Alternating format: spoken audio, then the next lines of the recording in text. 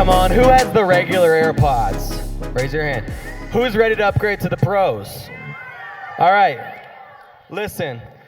So for every person that you bring, you're gonna get an extra entry into the prize for the AirPod Pro. So you bring 10 people, you get 10 entries, your statistics go up. It's gonna be good. You guys excited for one night? Have some inflatables, get a little crazy, get a little wild, so invite your friends. We're gonna talk about why we invite in just a moment, but we're actually starting a brand new series this evening. It's gonna be called My City, My Responsibility. Somebody say that with me. Say, my city, my responsibility. So we're going to be talking about what it looks like to fulfill the Great Commission. Jesus said to go into all the world and to make disciples. So what does it look like to go into the world and to make disciples? What does it look like to help people follow Jesus, to connect to the church, to connect to community? And so we're going to dive into that in this series over the next several weeks. And I want to really just kind of dive into the idea of what it really looks like to take responsibility. So, this last weekend, Brooke and I, we had a friend of ours named Emily, and she came into town, and I don't know if you guys remember the one night that we did that had the Michael Jordan graphics. Remember that? She actually designed and painted those. So she actually did that on Procreate, and she's an incredible artist. She's a painter. She's incredible at sketching, and she does all sorts of different types of art and creativity. And it's amazing to me, like when I started to look at some of her art, it's so beautiful. And she's such a talented artist that at times, like when she's hanging out with us, like I like to just pick her brain. Anyone got some artist friends? They think different, right? They just kind of look at the world through like a different kind of lens. They got this creative lens that's really interesting, the way that they view things and they view the world. Now me over here, like I try to express my creativity. Like I try to be okay, listen, y'all don't know this, but Pastor Brooke is actually like an amazing artist. She's super, super good.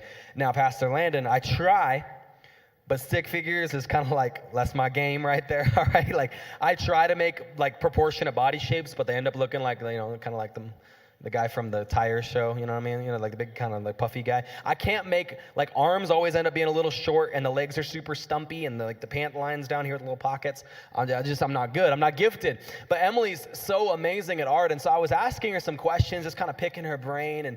And I don't know, like if you realize this, but not only do they see, like artists see the world through a different lens, but they have just a deep appreciation for beautiful things. They have a deep appreciation for life and the way things work, and especially when it comes to creativity and seeing creativity in others and seeing the gifts that others have on their lives. And the reason I think Emily is special, because she's not just an artist, but she's an artist that has a thriving relationship with Jesus. And so when I started to just ask her these questions, she started to talk to me a little bit about just kind of what she does when she creates. And she talks about how she goes to the Lord and she actually asks God for what she's supposed to paint and what she's supposed to draw. And then she actually gives it to people like as gifts. How cool is that, right? So like she uses her gifts and then God directs her to give this beautiful painting or this drawing to certain people, and it ministers to them and it ministers to their heart. And so I was just asking her about like, what is that process like as she kind of creates? And it's really interesting to me. So she gives these people these gifts, but sometimes she'll put pen to paper, sometimes she'll put paint to canvas, simply not to give it to anybody, but simply to have an object of her creativity. Like just a place to manifest just creative energy, a place just to draw, to paint, to create. Literally, there's no purpose behind it other than to use that creative energy. And so I stopped and started like just considering this. Like when you really think about the world, the universe, the heavens, the earth, all of creation, you start to realize how incredibly creative our God is. Like, did you know that? Did you know you serve a God that is creative? A God that's an artist? Like, have you ever just stopped to think about the world, guys? Like, how beautiful is our world? How beautiful are the Rocky Mountains when they're not covered by smoke? They're beautiful. Like, anyone ever been to the beach? Where's my beach people at? Come on, there is nothing like sitting in the white sand and watching the waves roll and dolphins jump out there. Like, it's beautiful. There is nothing like going to these places, going to Estes Park and taking that little gondola to the top and just looking out over all these peaks. There's nothing like driving through the leaves and seeing the aspens in the fall. Like, God is so creative. Like there's nothing like looking out at people and seeing the way that God created and designed individuals and how uniquely he made them and just the beauty of people. It's amazing to see that our God is such a creative God. And he created us to be creative, right? Hey, what does the Bible say? We were made in his image. A creative God created us to be creative. And so, listen, Emily sometimes will paint just to have an object of her creativity. But listen, God created us so that there could be an object of his love. So when God created you and when God created me, he actually created us so that we could be the object of his love. Think about this. He created the entire world out of the realization of his love. Like, love is the reason and the foundation that all of us are here, why everything was created, but like when you think about the earth, you think about the sky, the heavens, the earth, everything that he's created, the sun, the moon, the stars, the animals, like everything. We were the grand finale. Like you and I, like humanity was the grand finale, the prized possession of his creation motif. Like what God was really trying to do is create just this beautiful story of his love, and we are the product of that. And isn't it amazing that we serve a God whose love is never ending and unchanging for us? Like there is nothing that you could do to make God love you less. He loves you the same today as he loved you yesterday. Is he going to love you tomorrow? He does not change. He's unwavering. Even when we're faulty and flaky, guess what? God's never flaky. He stays the same yesterday, today, and forever. His love for you will never change. His love for you was shown by sending Jesus.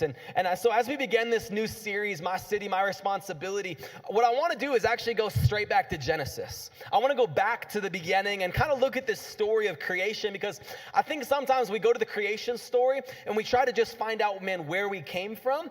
What we actually forget to ask one of life's most pressing questions, which is, what does God want me to even do?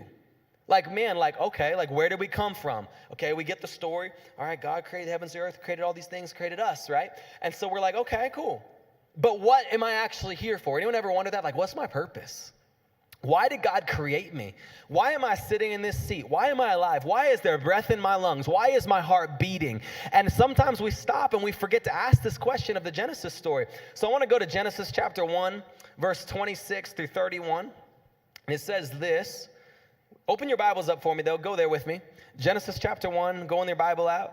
Genesis chapter 1, verse 26 through 31. It says this. I'll have it on the screens. It says, "Then God said, let us make humankind in our image and according to our likeness, and let them have dominion," or let them have complete authority, "over the fish of the sea, over the birds of the air, over the cattle, and over the wild animals of the earth, and over every creeping thing that creeps upon the earth." So God created humankind in his image, and in the image of God, he created them. Male and female, he created them. God blessed them, and God said to them, "Be fruitful and multiply." Someone say multiply. "And fill the earth and subdue it, using all its vast resources in the service of God and man, and have dominion over the fish of the sea and over the birds of the air and over every living thing that moves on the earth." And God said, "See, I have given you every plant yielding seed that is on the face of the earth, and every tree with seed its fruit. You shall have them for food, and to every beast of the earth, and to every bird of the air, and everything that creeps on the earth, everything that has the breath of life. I have given every green plant to you for food." And it was so. God saw everything that he made, and indeed it was very good. And there was evening and there was morning in the sixth day. So look here with me for just a moment. Like, what's there? God created humanity as his dear love. Like, he created humanity at this critical stage in creation when he's like, hey, I need something that's going to hold all this that I created. Like all these things that I've created, everything that I've released onto the earth, I need something to hold all of this together, something to reign, something that can subdue, something that can dominate, or have dominion. Like what will I do? And so he creates us. He creates humanity, and he puts us in charge to have dominion, to subdue the earth. What he did is basically give us authority to take responsibility. Like that's what we're called to do, to take responsibility for what God has created in this Genesis account. So like what we have to see here is like as a cornerstone of our understanding, what it means to be a Christian is that you have a vocation. You have a job. You have a purpose. Listen, you were not created by accident. You were created with intentionality. God knew exactly what he was doing when he made you. God knew exactly what he was doing when he empowered us, when he called us, when he chose us, when he went to the cross and died for us. He knew exactly what he was doing. Listen, you were not created on accident for no purpose. You were created with purpose built on the inside of you. You were always called to be, honestly, a son and a daughter of God, a prince, a princess, a king, a queen. Like, you are called to be royalty. You are the king's son and the king's daughter. That is who we are. We're called to reign. We're called to have dominion over the earth. That call of Genesis does not, it doesn't go away. We're still called. And so here, look at this with me.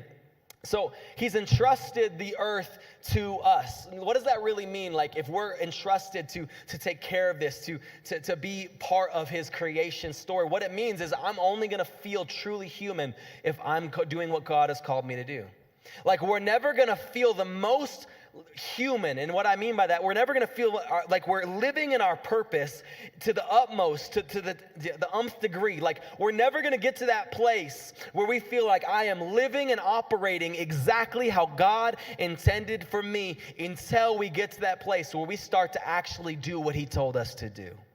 Till we start to live out in obedience, in trust and independence in our relationship with God. Like, that's when we're going to feel truly human, is when we do what God has given us to do. We're not called to just sit around and be idle. Listen, idle time usually does not end up being very profitable. When we sit around and we just wait and we're just like living life and we're just kind of chilling and kicking back and we're not serving and we're not doing things, we're not reaching our friends for Jesus, we're not talking about our faith, we're just sitting idle. Guess what happens during idle time?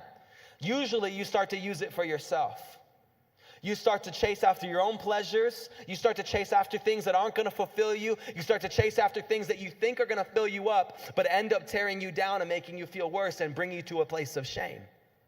That's what happens when we allow idle time to surround us. When God's saying, no, like, listen, don't live in this place of apathy. Don't live in this place of just like sitting by. When our time is not used in the service of God, the creator of the universe, to worship him, to encounter him, or to be at work loving his creation, that is when we start to feel aimless. We feel hopeless. We feel like our life is just like draining away because we're chasing after our own desires instead of chasing after his desires.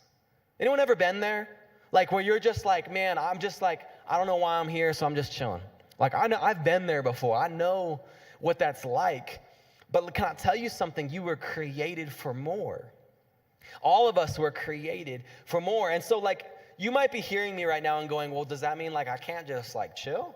Like, I can't just rest? I'm not saying, no, that's not what I'm saying. I'm not saying you can't rest. I'm not saying it's all about work. Like, it is it is about work, and it is about serving. It is about being a part of what God has called us to do. But rest is a part of that story too, right? When we look at the Genesis story, rest came on the seventh day. God created one day at a time. He created. And then on the seventh day, he rested. So rest is a part of this. Like, we're supposed to rest. We're supposed to just receive his love for us through the family he's given us, through the passions that he's placed on the inside in our hearts. But hear me, rest only came after work. Like, rest is not the whole story. Rest is just a piece. We're called to get to a place of rest, but only when we've put in the work. Like, you might be saying, like, I don't know about this whole work thing though. Like, I'm not sure. Like, listen, this is called My City, My Responsibility. Responsibility kind of entails work, right? Like, it actually causes us to work. And so what I'm asking you to do today is just widen the view of what you personally are responsible for. Like, someone else in your life. Listen, where's my Chick-fil-A employees at? Do I have a couple in here right now? There we go, got a couple. Anyone else work? Raise your hand if you have a job and you work at some level. Okay, listen, somebody else around you is looking, going, I want to be the assistant manager. I want to be the manager at this place, at the coffee shop, or whatever it is that you work at, Chick-fil-A, whatever. Someone's looking, saying, I want this, and they may just be in it for the money. But listen, if you fight for the leadership, if you fight for responsibility, you can use a role of leadership to influence and lead others to Jesus. Listen, you may want to be the captain of the football team just to promote yourself and to boss people around. But listen, as Christians, man, you should be the ones taking responsibility, saying, no, I want to be the captain of the volleyball team. I want to be the captain of the football team. Why? Not so that you can be like, oh, I'm the captain and look at me and I'm awesome, but to say, hey, I'm actually going to lead us to a place where my friends are going to know Jesus because I have influence and I have authority. Like you may be saying, like, man, I don't know about this. Like, this sounds kind of hard. Like, I'm not really sure. But can I just tell you something? Like, man, it is always hard to lead.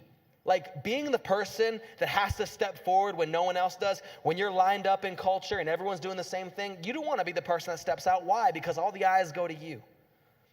And sometimes, like, there's a few of you that are like, I love all the eyes on me. That sounds good. But like a lot of us are like, whoa, I just want to blend in. I just want to blend in. But listen, you were not called to blend in. You were called to stand out. Jesus said that we're salt and light.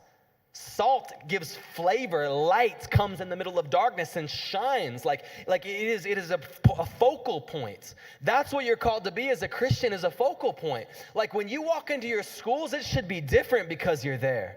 That dark place should be filled with light because you walked into the room. When you show up and you're showing people how to honor and you're showing people how to love and you're going and sitting at the table with the kid that no one talks to, and that kid feels alone and that kid feels depressed and feels like he has no friends or she has no friends, and you say, hey guys, let's grab our lunches and let's go sit over here today, and you start asking questions saying, hey, what's your name? Hey, so nice to meet you. Do you want to eat with us on every day? Well, and like you start to actually open yourself up and show people what it looks like to have Jesus love them. You get to be the image of the invisible God. Like Jesus is the image of the invisible God, but you are called to be a reflection of him. Paul says, imitate me as I imitate Christ. So when you go and you sit at the lunch table with somebody that doesn't know Jesus and you start loving on them and showing them, they're going to go, what is different about your life? And all of a sudden you can point and say, man, it's just Jesus did this for me, so I wanted to do it for you. Hey, have you ever been to Res Youth? No? I'd love to have you come with me next Tuesday at 7 o'clock. Man, like all of a sudden you can start to connect them to community. You can connect them to the local church, and it's amazing. Like, listen to me. When you step up to the plate and you grab responsibility that's right in front of you, you take that position, you become the captain, you become the manager, you become the person on student council, whatever it looks like in your context. When you take responsibility and grab it, you can make that place better. Your school a better place to go to school. Your team a better place to play on. Your workplace a better place to work. Like your work environment might feel like hell, and you might be the person that starts to make that place feel a little more like heaven. Feel more like the kingdom of God. Feel more like love. Feel more like grace. Feel more like kindness. Like you may be the person that brings the culture of heaven to a place that used to feel like hell. That's your job. That's who you're called to be. So listen, like I know you can sit here and be like, well, I don't know if I want all that pressure. That's fine, but if you don't take it, somebody else will. And they may not love Jesus. And they actually may bring a lot of darkness, a lot of confusion, a lot of selfishness, and a lot of things that would make your work environment terrible, that would make your school worse, your school darker, your team worse, more divided. Like they may step into responsibility because you choose not to. We can't, as Christians, we can't just sit here and turn away from responsibility and turn away from leadership because it's comfy. Listen, Christianity was never called, we're never been called to live a comfy life. We're called to die to ourselves daily. We're called to pick up our cross and to follow Jesus in the same way. We're not called to live comfy. We're not called to blend in. You were called to stand out from the beginning of time. From Genesis to Revelation, what we see is that Christians are the ones that lead. Christians are the ones that stand up when they know something's wrong. I look at Shadrach, Meshach, and Abednego, these people from the Old Testament, these Hebrew boys, in a culture where there's an evil king, an evil god named Nebuchadnezzar that literally says, if you do not bow to my statue, if you do not bow to this golden image, if you do not bow when the music plays, you will be thrown into a blazing furnace. alive, killed, if you do not bow down and worship the idol. These three Hebrews that know God, that are sitting there in this culture, in this day, they choose not to bow when everybody else did. Everybody gets down and they bow down to this idol, and they know that God has told them, hey, you shall serve no other God but me. You shall not bow to false idol. And they say, you know what? Like, I will not bow. Even if we get thrown into the fire, I believe that my God will rescue us. And even if he doesn't, we will not bow to your idol. We will not bow down. What happens? These three Hebrews get taken. They get thrown into this fire. They get thrown into this blazing furnace. Literally, Nebuchadnezzar was so mad, so angry that these Hebrews would not bow, that he actually caused them to burn the furnace even hotter than it had ever been burned before. He's like, turn it up hotter, turn it up hotter, turn it up hotter. So hot that when the soldiers actually went to throw Shadrach, Meshach, and Abednego into the fire, the soldiers died as they got close to the furnace. That's how hot it was. Now understand, listen to me. This is interesting. It was so hot that the soldiers that threw them in died. But watch this. They threw them bound, literally tied up with ropes. They couldn't move, their legs, their hands bound, tossed them into this furnace. This should have immediately killed them. But Nebuchadnezzar sits there and goes, did we not throw 3 men into the fire? Yeah, we threw 3 men in there. He says, then how come I see 4 and the 4th looks like the Son of God? Listen to me.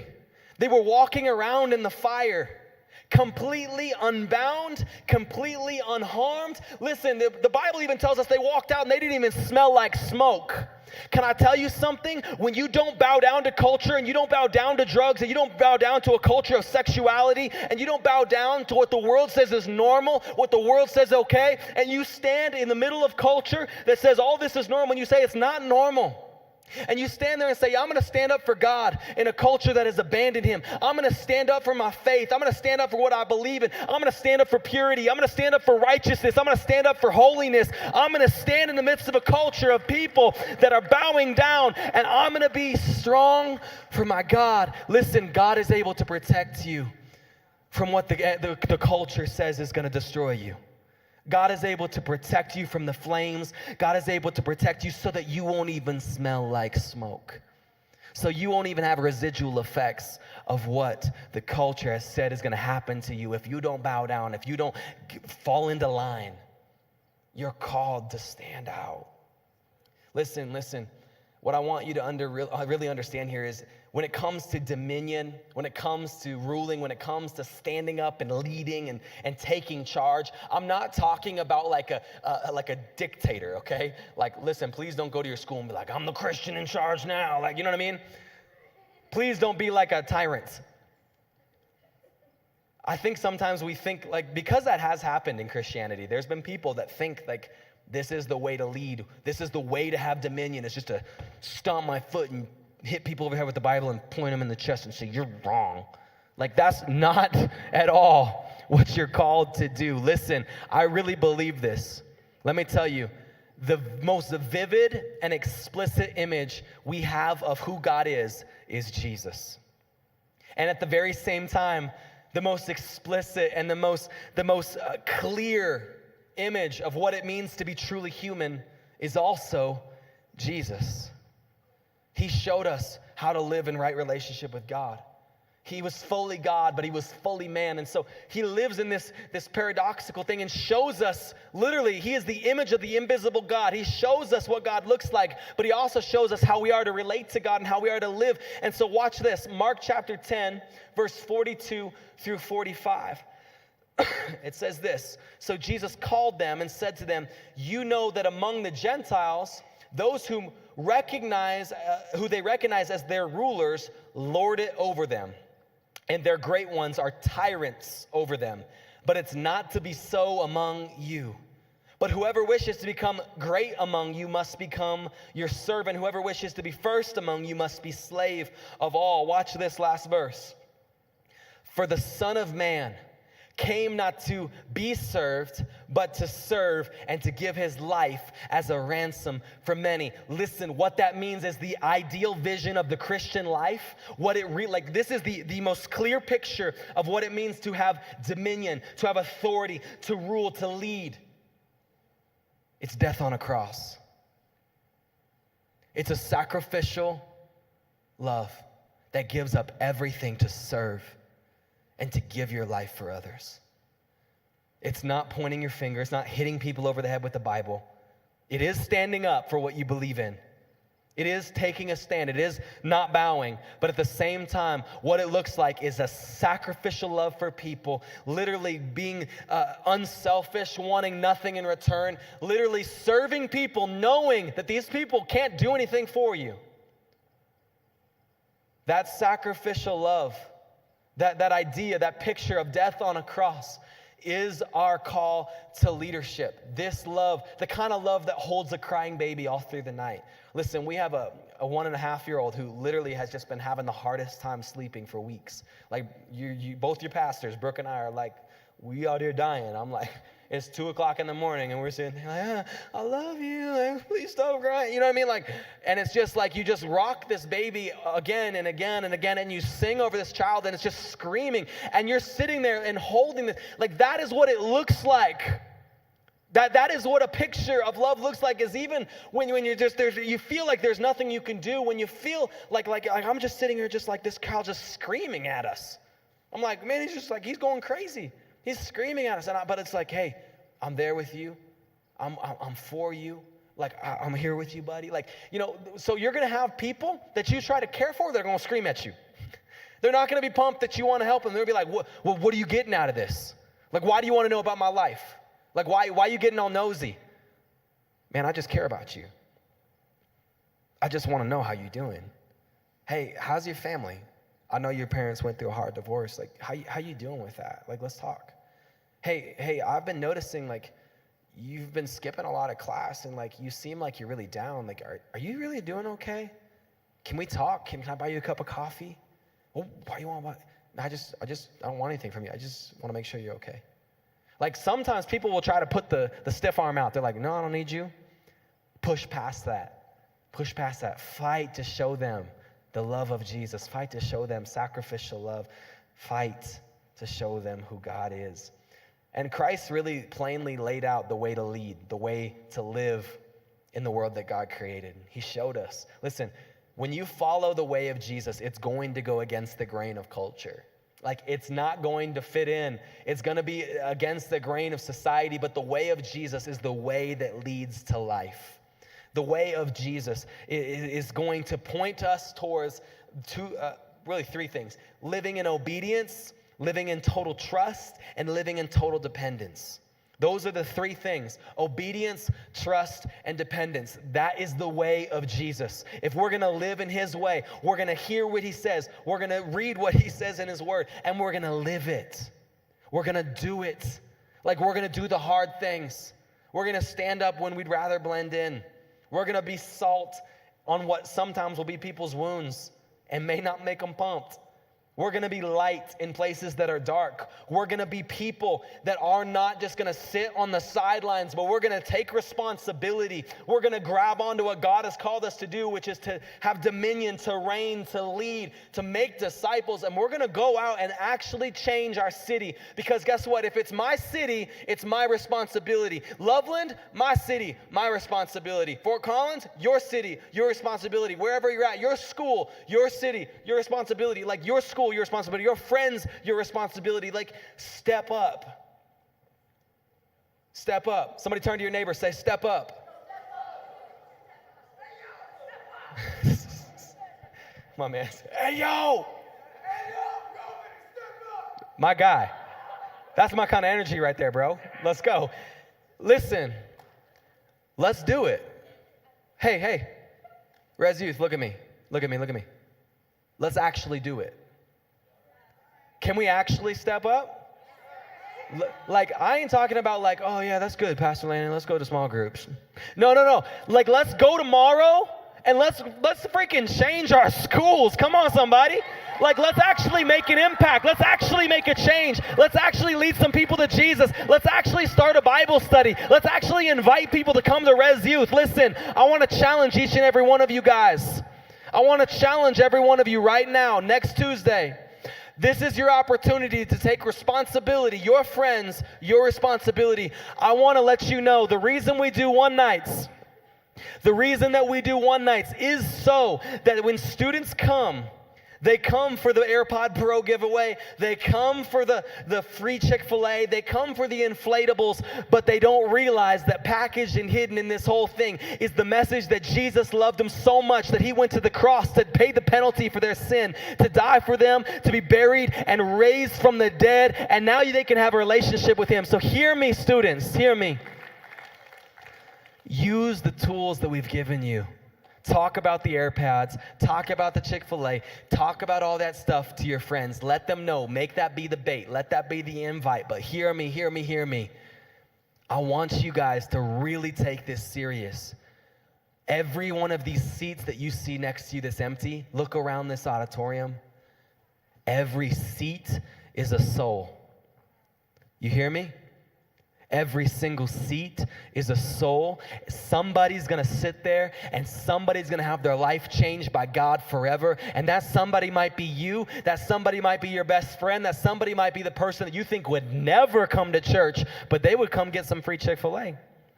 So here's the thing. Let's take responsibility and let's bring as many people as we possibly can next week. And let's see God change some lives. Amen?